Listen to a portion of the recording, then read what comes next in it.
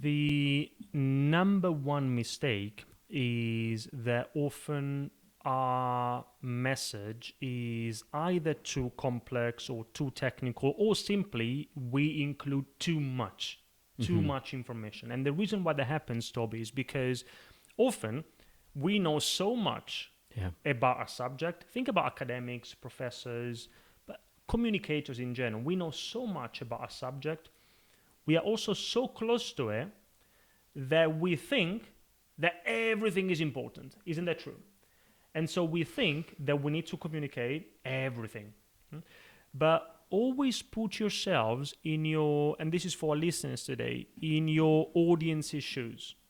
If everything is important, then for them, for the audience, nothing is important.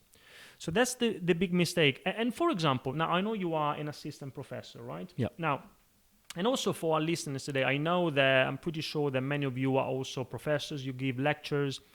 Now, if you go back to when you were studying instead, as a student, do you remember, did you have maybe a professor who you could see he or she knew everything about their subject, but he or she was not able to simplify the subject for the students? Also for our listeners today, can you please let me know in the chat, yes or no, if you had the experience? A professor who, Sarah, yes, Laura as well. Yeah, so you can see Fang as well. A professor who you can see that they know the stuff, they know the subject, but they find it hard to simplify the message, the subject for the students. So absolutely Mark and Sharon as well. Now, what's Andrea. the problem there? The problem is that problem is the number one issue in communication, which is called the curse of knowledge. The curse of knowledge, which means the curse of knowledge is our inability to imagine what it means not knowing what we know. Mm-hmm.